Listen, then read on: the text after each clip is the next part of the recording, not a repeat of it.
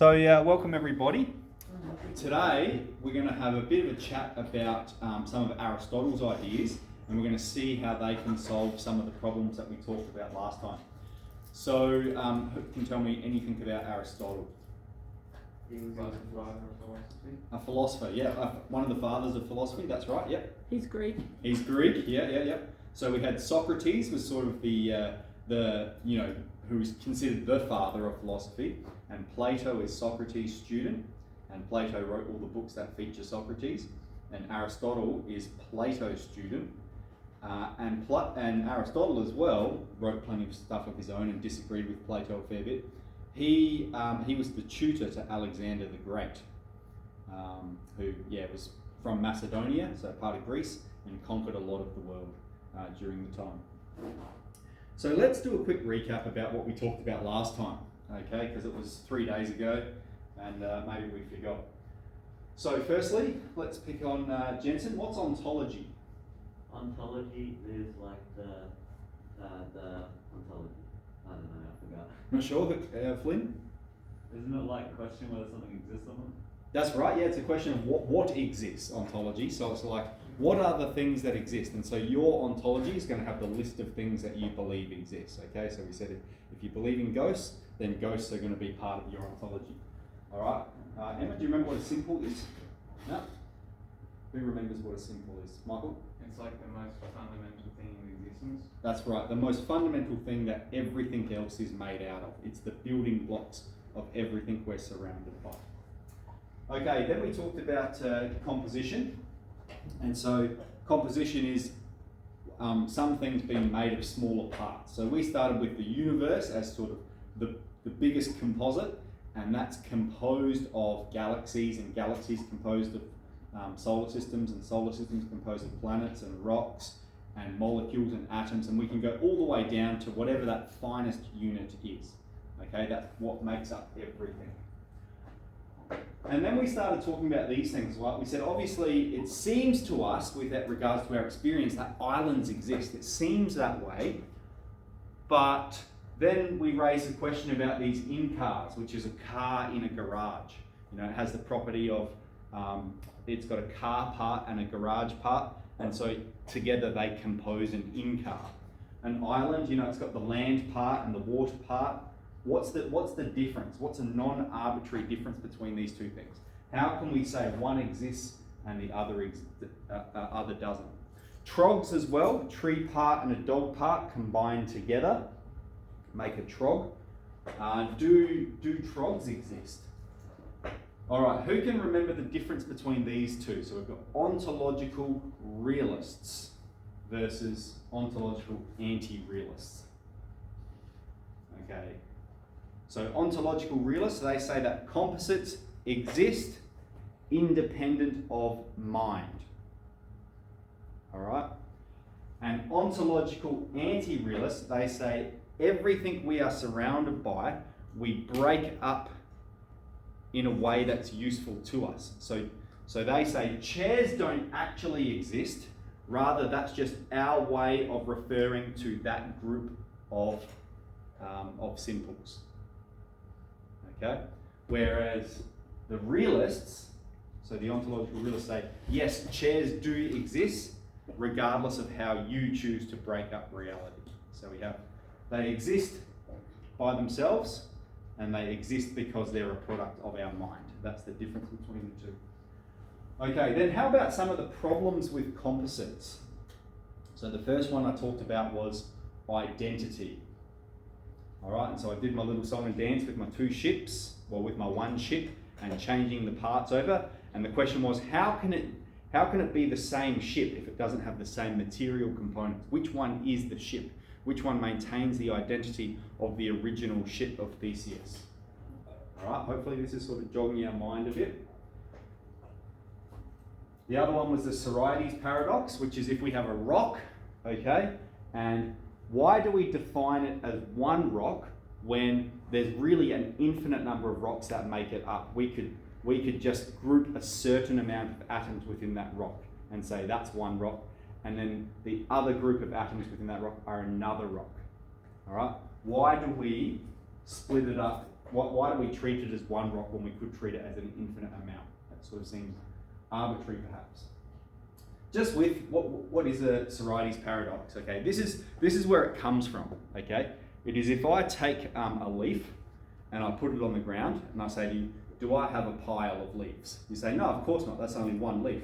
And then I get another leaf and I put it on the first leaf. Now I've got two leaves on the ground, sort of together. I say, is that a pile of leaves? You say, no, it's not a pile. And you keep adding one at a time, right? Eventually, at some stage, it becomes a pile, right? And so, is it a number that makes it a pile, or is it its sort of shape or form? It's a bit ambiguous. When does it become a pile? And so that's what a Sororities Paradox is that the boundary between a non-pile and a pile is unclear.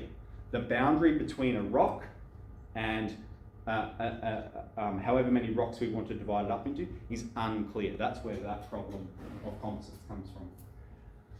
The third one was overcounting. So you could say we've got this big rock, and then we've got this rock that's part of it, and this rock that's part of it, and this rock that's part of it. We've got 3 rocks there. Okay, you can just lead to a ridiculous amount of overcounting.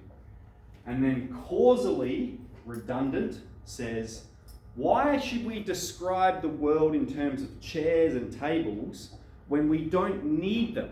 We can describe the world just in terms of simples, right? In fact, it is simpler using Occam's razor. We should use the simplest explanation. It is simpler to describe the world just in terms of what everything's made of, rather than referring to the objects that simples make up. And then the last one, reductionism. So, does anyone remember what reductionism is? Okay, that's where we reduce some complex phenomena to we reduce some complex whole to its parts. All right. So examples that I gave when we were talking about that was like, is Harry Potter just a bunch of ink on a page? Okay, and I purposely chose qualitative ones that we have qualitative experiences of, because it points out one of the problems with reductionism, that the story and the narrative of Harry Potter is so much more than just black dots on a page. All right. So let's talk about some of the ways that we could describe composites. Okay. So a composite is a collection of atoms. Okay. Now, Alex, this was one of the things you wrote down, and a couple of other people did as well. Either all composites exist or no composites exist. Okay? That's sort of how it seemed, because when we were talking about islands and incars and trogs, we could not come up with a non-arbitrary way to separate them. Okay, so let's just chat about this for a sec. Does anyone have any thoughts? Either all composites exist or no composites exist. What are they presenting you with here in this argument? So when we did fallacies, we learnt about a few different types of reasoning, and one of them was the black and white fallacy, wasn't it? It says there's only 2 options. And it can be, like the black and white fallacy, it's not necessarily always, it's always a fallacy. It's if those 2 things are mutually exclusive, then it is true. But if they're not, then perhaps there is a third way. So either all composites exist or no composites exist. Seems like a pretty good idea. Okay? Unless we could, like this is like the third option, isn't it? Some exist, okay? Islands exist, but incars don't. Stop trying to make incars a thing. Incars are not a thing. Okay? So how could we justify something like this? Some exist, but others don't.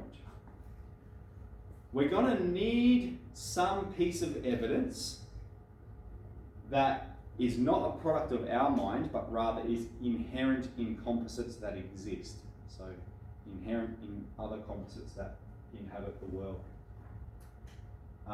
So we need something that islands have, and that chairs have, and that humans have, that incars and trogs and fillies, flume and billies don't have. Okay? How about this? I want to say, what's the difference between these two things? We have no composites exist.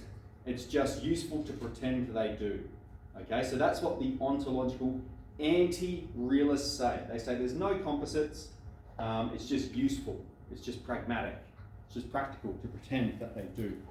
All right. Well, one other way, perhaps an alternative way of stating this, is saying all composites exist. All of them do. And we just know the ones that are useful. Is there a difference between these two ways of understanding it? All right. That might be something that we dwell on a bit. No composites exist, it's just useful to pretend they do.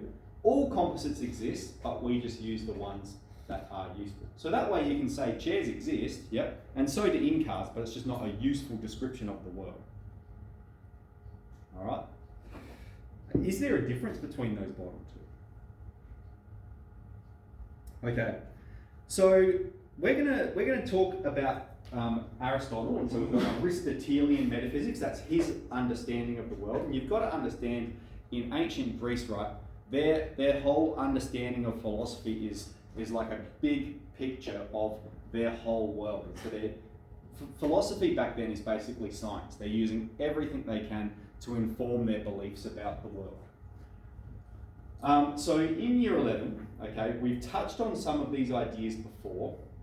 So the four causes, we're not going to go over them again.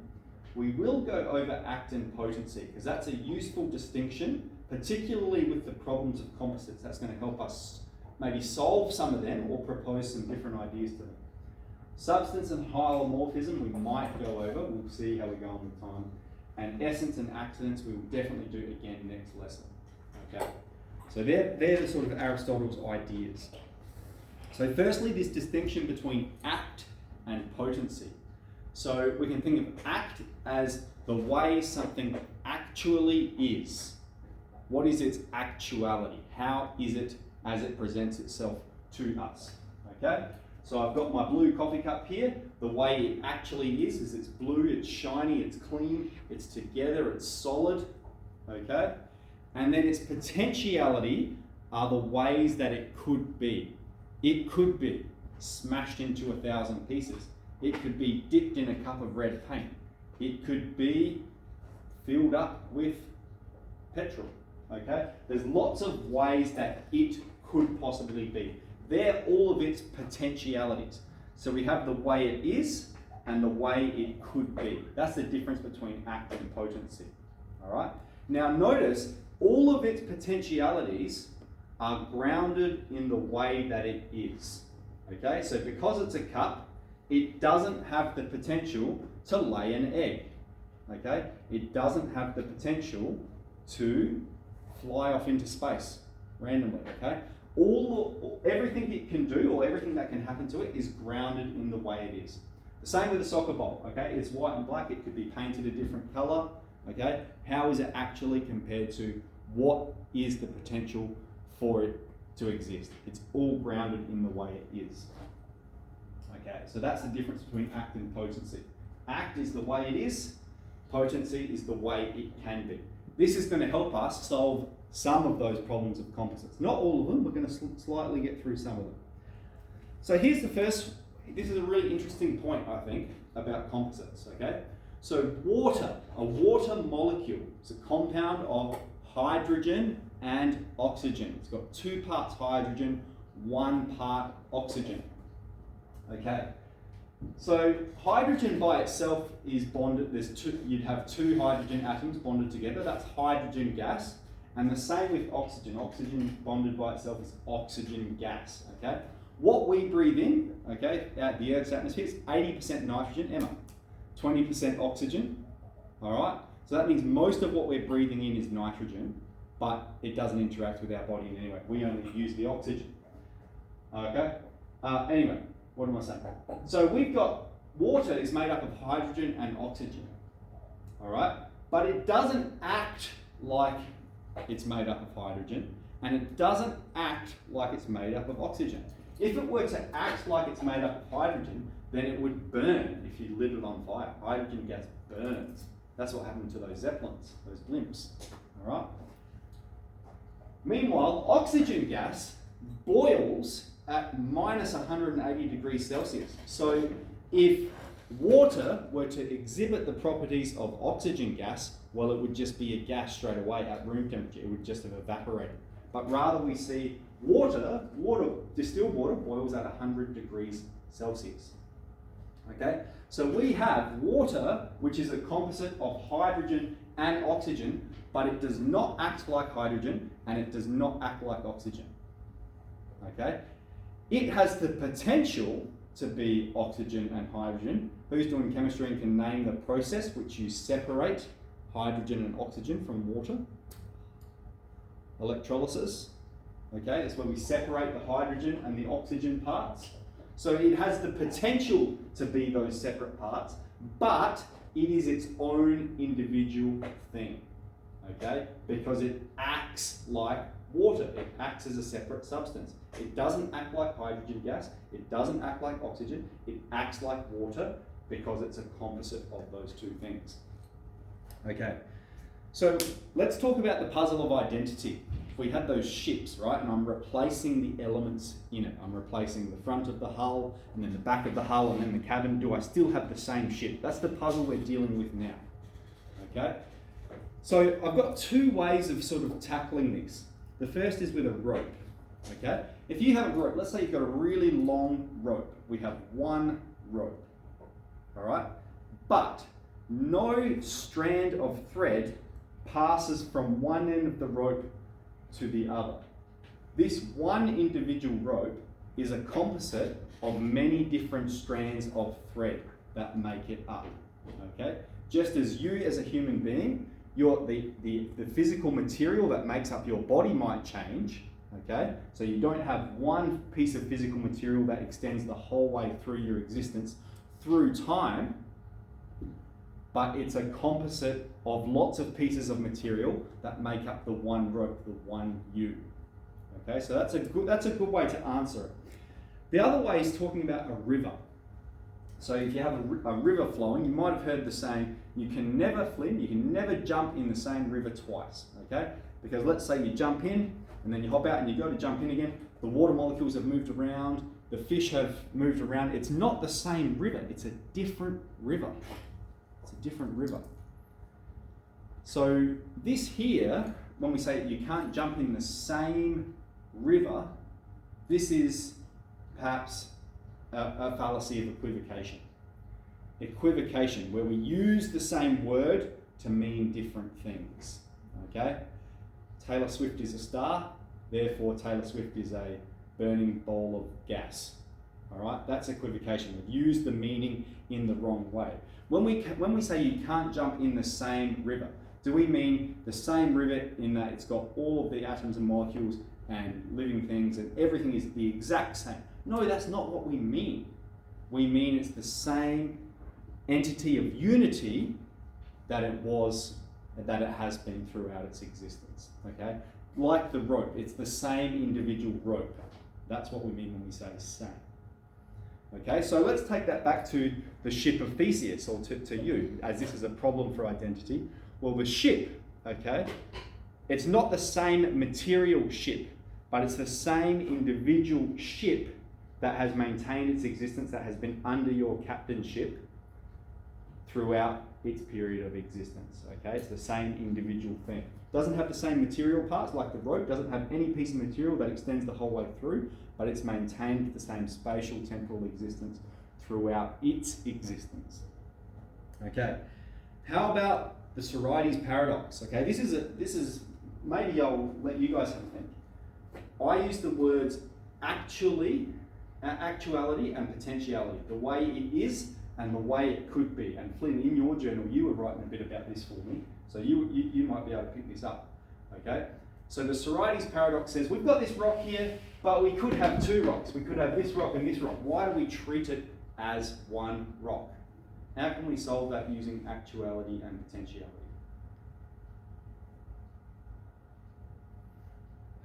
Because as it already is, it's just one rock, but it has the potential to be heaps of them. Perfect, absolutely, okay. In actuality, it is one rock. it has the potential to be divided up into an infinite number of rocks, but as it stands, as it presents itself to us, it is one physical rock. All right, so that the way it actually is and the way it potentially could be, those are different. Okay?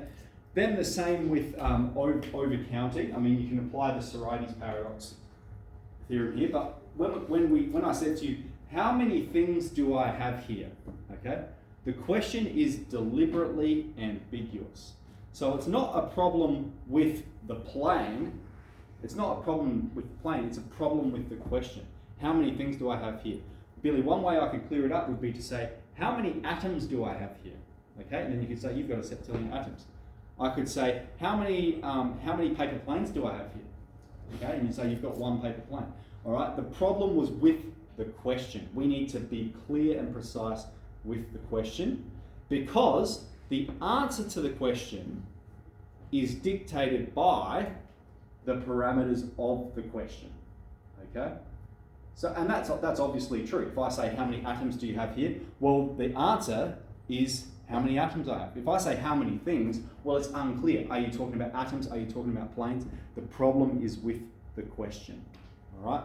And so overcounting is only a problem if we set an unclear parameter for what counts as a thing. All right?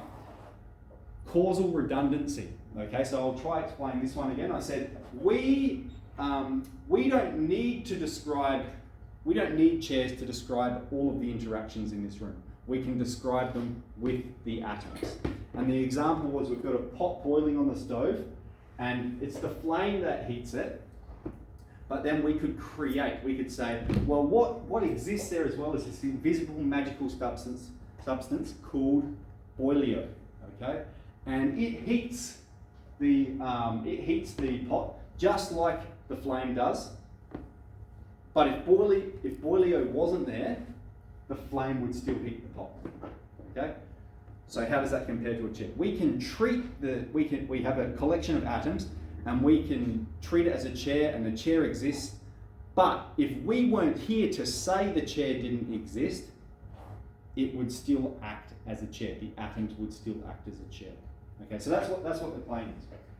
Why is this not a problem using Aristotelian metaphysics? Okay, for Aristotle, it's about perception. And so this was one of the questions we asked you guys. What is more real, the atoms or the chair? What is more real to you?